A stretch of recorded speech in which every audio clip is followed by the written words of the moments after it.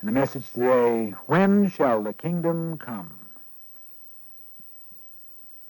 During recent weeks, we've been dealing with my book, Discover the Power Within You.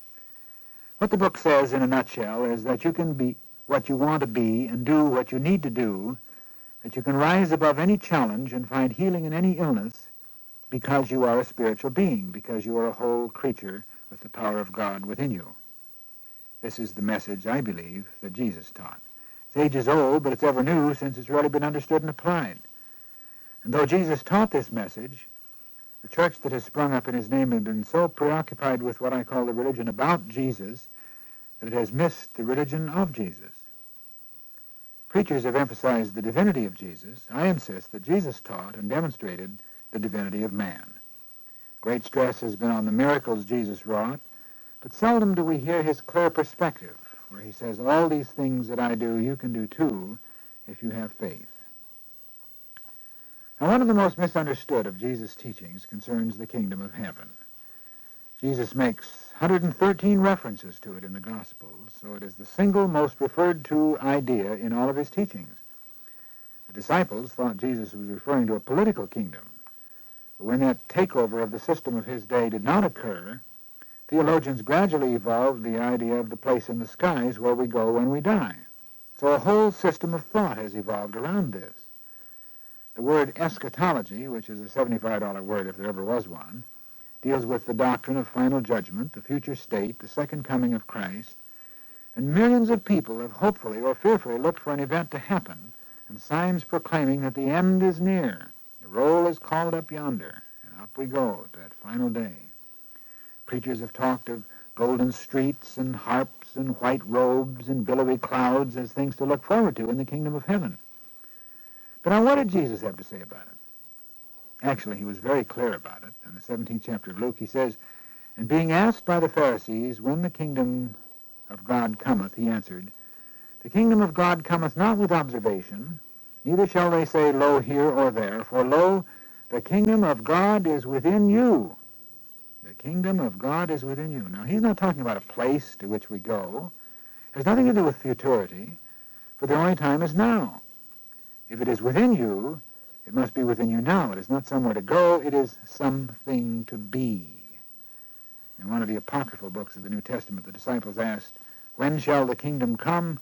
And he answered, when the without shall become as the within. In other words, when you become an expression what you were created to be, or from the worldview, when the race of man is elevated to the level of universal perfection. Now, it's beyond imagination, for there is so much apparent evil in the world.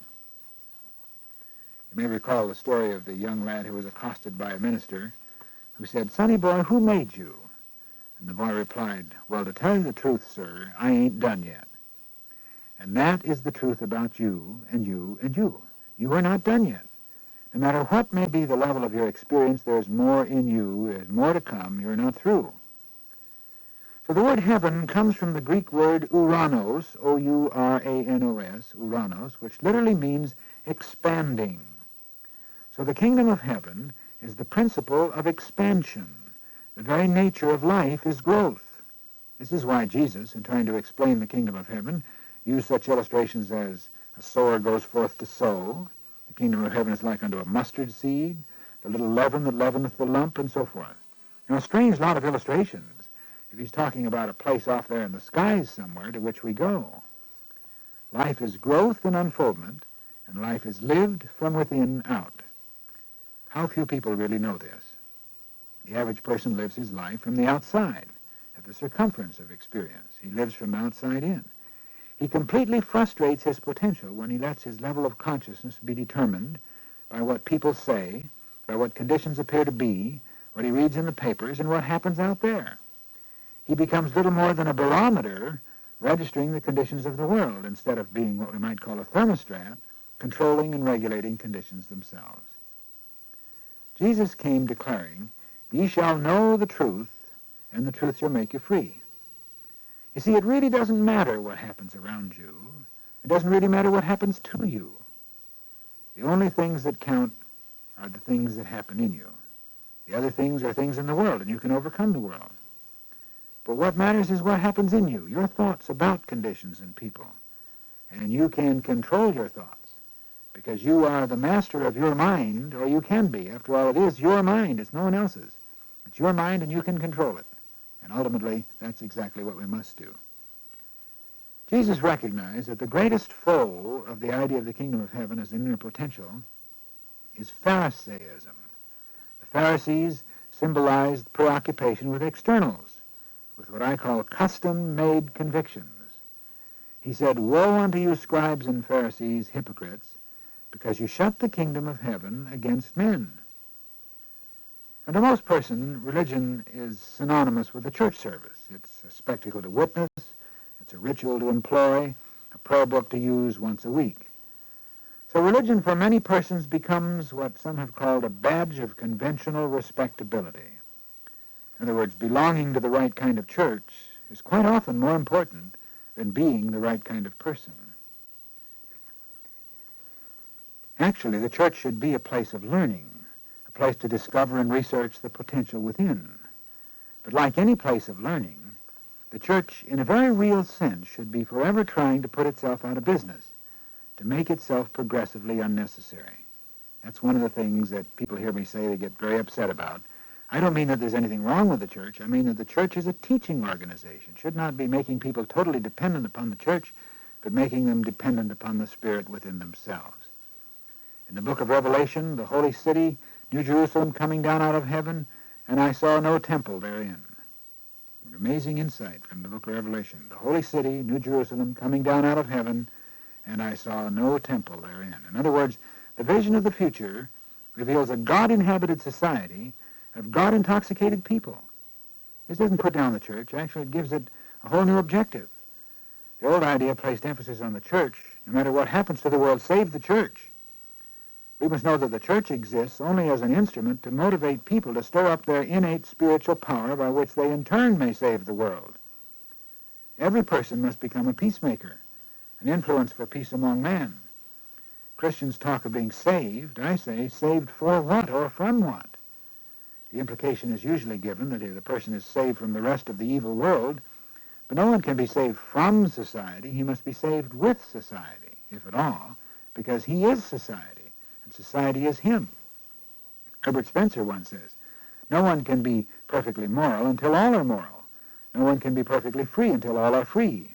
No one can be perfectly happy until all are happy." When we begin to treat people individually and in groups as spiritual beings, saluting the divinity within them, then we will give and receive and do business on the level of love and mutual trust. We will begin to expect far more of ourselves and of others, and we will treat people as if they already were what our faith reveals they can be. Thus we will become an influence for good in the world. One of the heartwarming stories coming out of the darkness of Nazi terror in the war, Second World War, is the story of Philippe Vernier, who was subjected to just about every form of indignity because he was a man of peace. As they say, he rotted in prison, and his family were harassed and starved. But he had awakened to the dynamics of the kingdom within, and none of these things had any influence on his faith. An American officer who called on him after the war reported that the visit with this great soul was the greatest inspiration of his life. I'd like to quote some words from a letter by Philippe Vernier. He says, "If you're a disciple of the Master, it is up to you to illumine the earth. You do not have to groan over everything the world lacks. You are there to bring it what it needs. There where reign hatred, malice, and discord, you will put love, pardon, and peace. For lying, you will bring truth. For despair, hope. For doubt, faith. There where is sadness, you will give joy. If you are in the smallest degree the servant of God, all these virtues of light you will carry with you. Do not be frightened by a mission so vast. It is not really you who are charged with the fulfillment of it. You are only the torchbearer. The fire, even if it burns within you, even when it burns you, is never lit by you. It uses you as it uses the oil in the lamp. You hold it, feed it, carry it around, but it is the fire that works, that gives light to the world and to yourself at the same time. Do not be the clogged lantern that chokes and smothers the light, the lamp timid or ashamed, hidden under a bushel. Flame up and shine before men. Lift high the fire of God." Tremendous realization. You don't have to fret over what the world lacks. Flame up and shine. As Jesus said, "In the world you have tribulation, but I have overcome the world." In other words, meet life on a higher level of consciousness.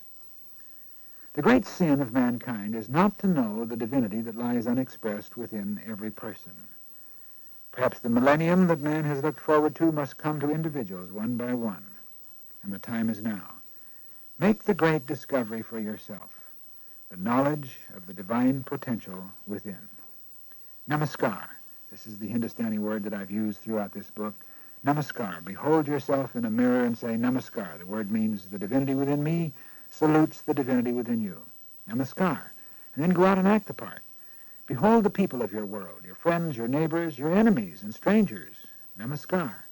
And then treat them as if they are what they should be. No matter where you are in life, no matter what you may be experiencing, no matter how many heartaches you have had, there is more in you. There's a divinity in you. The very kingdom of God is within you. You can release your potential because Jesus proved that you have it and that you can release it. And this is what Jesus really taught.